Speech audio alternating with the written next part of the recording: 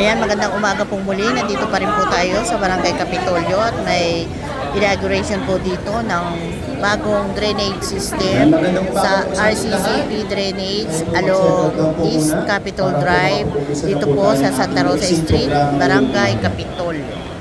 Magandang umaga po sa ating lahat at welcome po sa ating vaccine inauguration ngayong umaga po dito sa newly constructed na drainage system along East Capitol Drive at Santa Rosa Street.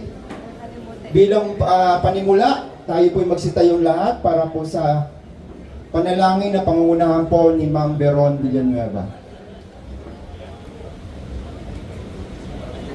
Magandang umaga po sa lahat. Damhin natin ang presensya ng ating Panginoon. Sa ngalan ng Ama, ng Anak, ng Diyos Espiritu Santo. Amen. Ama naming makapangyarihan, pinupuri at pinapasalamatan po namin ang lahat ng biyayang ipinagkakaloob niyo sa amin. Maraming salamat at matagumpay na natapos ang proyektong pinamumunuan ng aming kagalang-galang na mayor. Naway basbasan po ninyo ang proyektong ito upang maging kapakipakinabang sa bawat isa. At naway patuloy niyo pong pagpalain at ingatan ang aming mga pinuno upang patuloy siyo. Amin. Luwalhati sa Ama, sa Anak at sa Diyos Espiritu Santo. Sa ngalan ng Ama, ng Anak, ng Diyos Espiritu Santo. Amen. Magsiupo na po tayong lahat. Maraming salamat, Ma'am Beron. And of course, again, magandang umaga po lahat. At kasama po natin ngayon ang mga taga Kapitolyo PWD Association Incorporated. Nasaan po kayo? Ayan, magandang umaga po.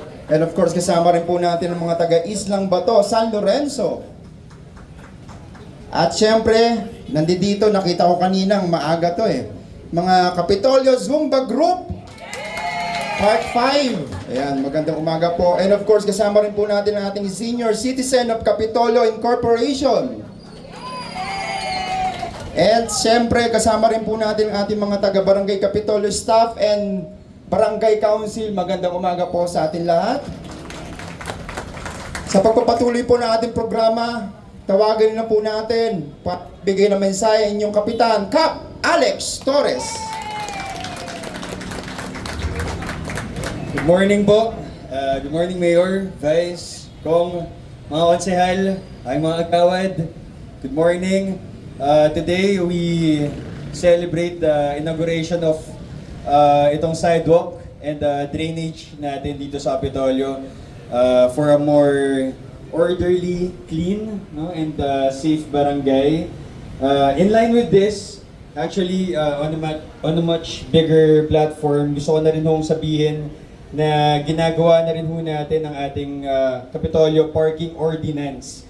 So, para ho sa mga residente, aantayin ho namin ang suggestions ninyo and requests sa mga parking, mga two-way, one-way para mas maisaayos natin at tuluyang maging malinis itong ating kapaligiran.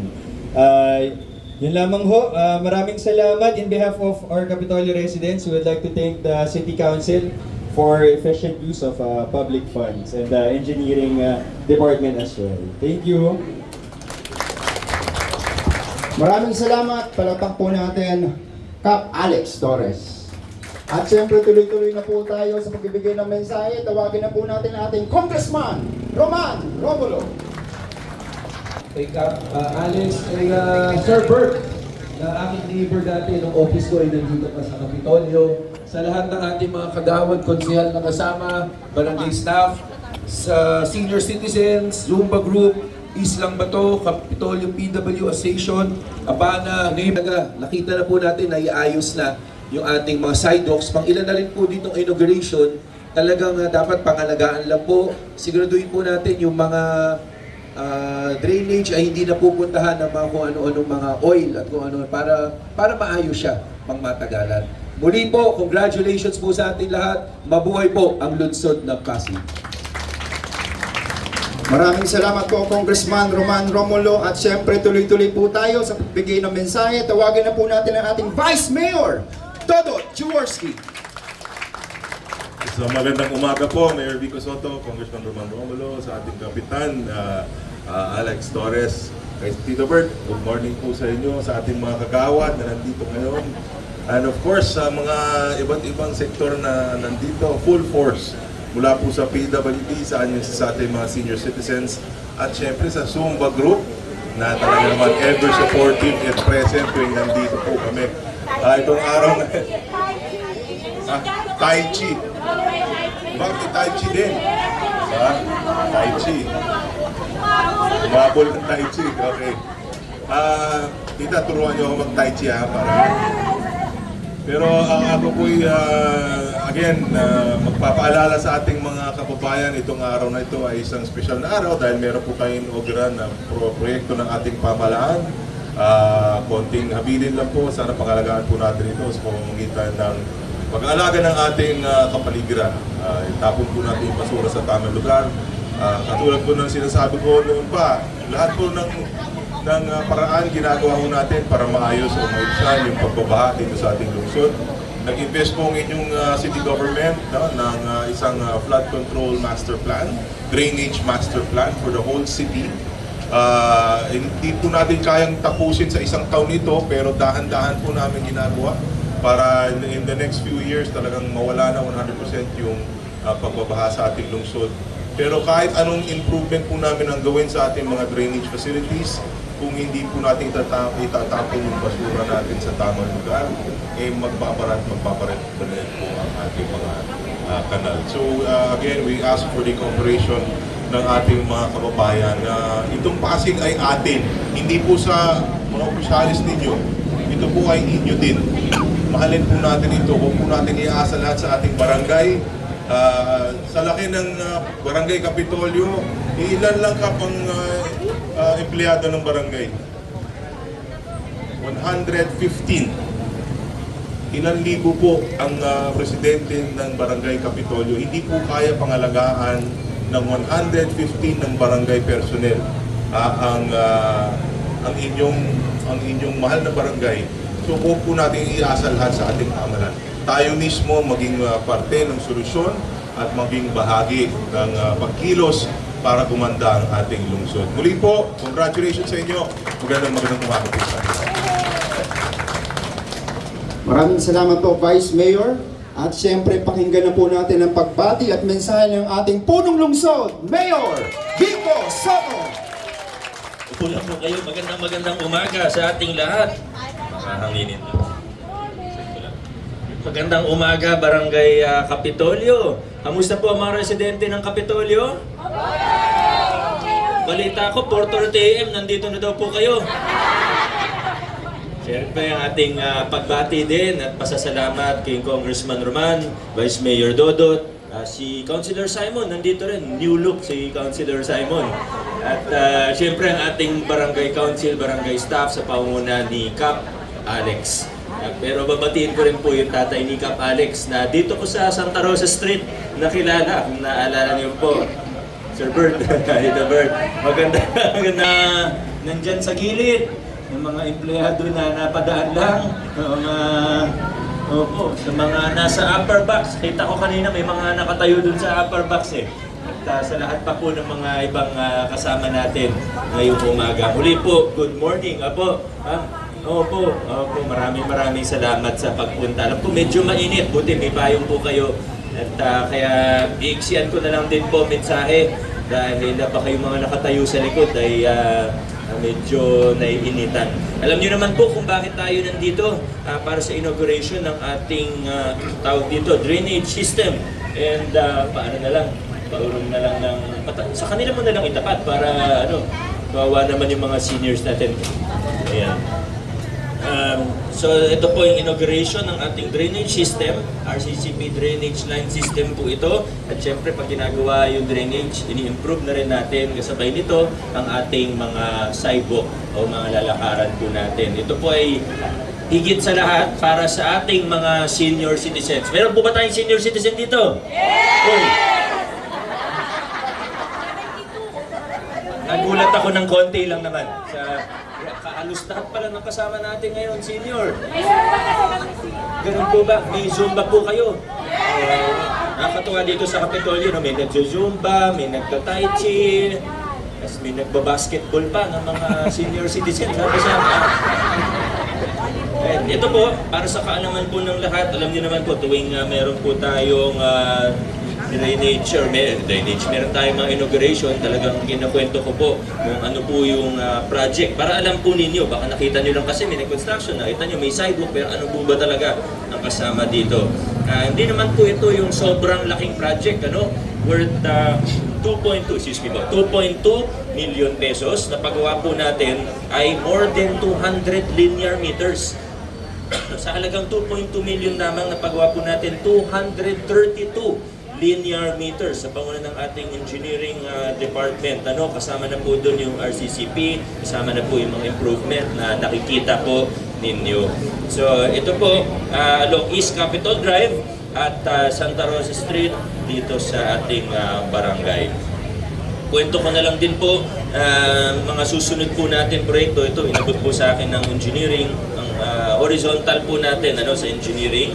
Meron po tayong sa tawag dito, yung from Santa Rosa Street naman to West Capitol Drive. Tapos meron din po tayo concreting of sidewalk and drainage din po along West Capitol Drive from Stella Marie Street to East Capitol Drive na lang. Kayo na bahala, pagdugtungin nyo na lang sa utak nila kung saan po. Basta ibig ko lang sabihin ay halos lahat po, lalo na sa mga main roads natin, mga kailangan po natin drainage para mas maging walkable. Alam mo, dito sa Kapitolyo maganda kasi kung dito ka nakatira, maraming mga establishmento, maraming pwedeng maglakad ka na lang imbis na magdala ng sasakyan. Alam naman natin kung gaano ka-traffic sa ating lungsod at sa buong rehiyon natin sa Metro Manila, di ba? Lalo na pag rush hour. Kaya mas maganda kung kaya nating maglakad, gawin nating walkable ang ating lungsod. Kaya talagang marami tayong proyekto this year hanggang next year. Kasi nagsimula na naman tayo previous years para mas maging walkable ang ating lungsod. Excuse me po. At alam ko naman po sinusuportahan ninyo mga programa para mas maging mas madaling maglakad sa ating lungsod. At yung mga iba pa po, di ko naman iisa-isahin na. Gusto ko lang kunin din yung pagkakataon para pasalamatan ang ating mga barangay officials. Lalo na po yung mga barangay officials natin sa pangunguna muli po, sa pangunguna ni Cap, dun sa mga medyo pasaway nating mga kapitbahay, mga iba dyan. Hindi na natin sasabihin yung mga pangalan. Hindi naman para ipahiya yung mga ibang kainan, di ba? Yung mga nagdi-discharge ng wastewater sa drainage natin. Yung sebo, yung maduming tubig. Meron pa tayong nakitang pag sinabi ko bang Consi Volta, welcome naman natin ang the late Councilor Volta Santos. Pag sinabi ko bang paggawaan ng isa lang yun kaya ayaw naman natin ipahiya na kasi sinita na natin sila kung anong tamang penalty binigay na natin, pero makikita po yung ibang mga establishments siguro sa tagal ng panahon nasanay na walang nag-check o kaya hinahayaan lang, pero may mga residente tayo, baka na dito yung ibang residente na nagreklamo na medyo ba't ganun yung drainage, minsan madulas, di ba, sa paligid. Minsan mabaho, minsan parang kakaiba yung amoy, hindi yung normal lang na burak o normal lang na waste ng kanal, di ba? May ibang amoy. Minsan meron pang nag-uusok, di ba? Hindi ko alam kung nakita po ninyo may mga ibang nag-post. Kaya ito po, sa tulong ng barangay, siyempre sa tulong din ng sentro natin, ng sanitation office din po, nag-joint po tayo, nag-joint operations po tayo noong nakaraang buwan para po matigil na ang mga ito, mabigyan ng warning, mabigyan ng penalty, at marami na po tayong nasolusyonan dito sa Barangay Kapitolyo pa lang. Kaya salamat sa inyong suporta. Hindi po mangyayari ito, kundi sa tulong at suporta ninyo. Maraming salamat sa inyo. Muli po, congratulations kay Father Kenneth. Maraming salamat din po. Siya po yung mag-bless ng ating bagong gawa sa buong Barangay Kapitolyo at sa ating lungsod. God bless. Congratulations po sa ating lahat. Maraming salamat. Maraming salamat po, Mayor Vico Soto. Tayo po ay tutungo na ating area. Yung mga nandito po sa upuan, harap na lang po tayo doon. Huwag na po tayo tumawid. At susundan po ito ng pag-bless ni Father Kenneth Tayo.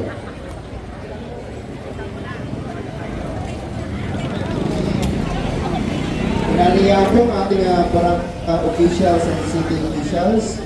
And of course,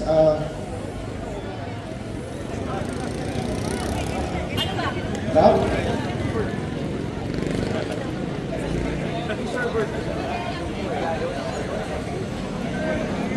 Alright. Pitolyo, the count of 3. 2, 3. Congratulations, Barangay Pitolyo.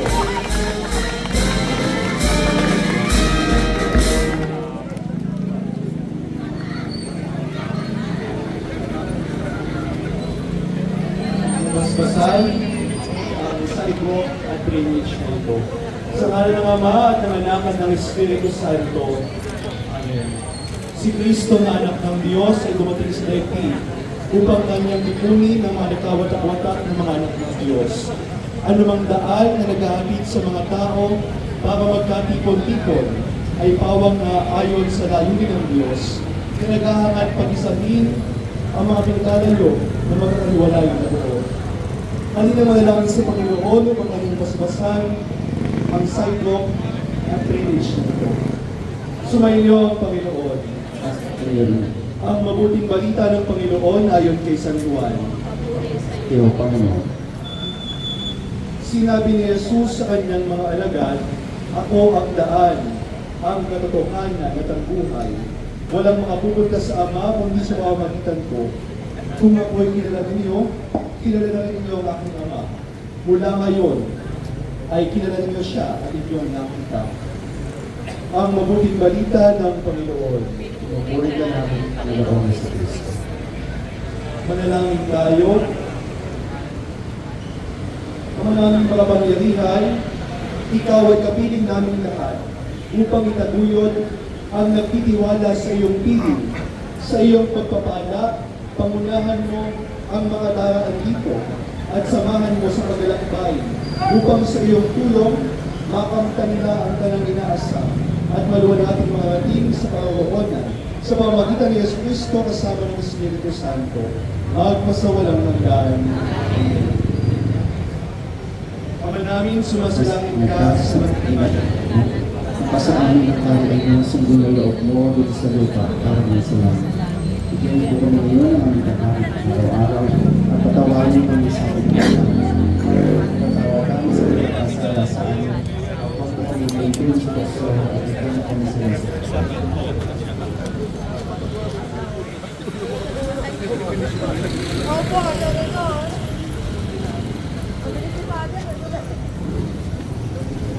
Ayan, kagaya ng iniulat ni Mayor Vico Soto kanina, meron po itong 2.2 million na project cost na may haba na 232 linear meters. Ayan, dito po ito sa Santa Rosa Street, sa Barangay Capitolio. Ayan, newly constructed drainage system and upgrade ng sidewalk na meron pong bollard para po sa mga nagdadaan. Safe po para lalo na sa mga senior citizen. Nakagaya po nung dati yung lumang sidewalk na napakataas na masyado pong madulas, delikado sa mga senior citizen, sa mga dumadaan. Ito po ngayon ang ating bagong sidewalk. Mababa na po siya at may maayos na bollard na nakalagay. Ayan, nandito rin po si Councilor Volta de los Santos. Ayan, halos linggo-linggo po may binubuksang bagong proyekto, lungsod ng Pasig, at nakikita ng ating mga taxpayer kung saan napupunta ang kanilang ibinabayad.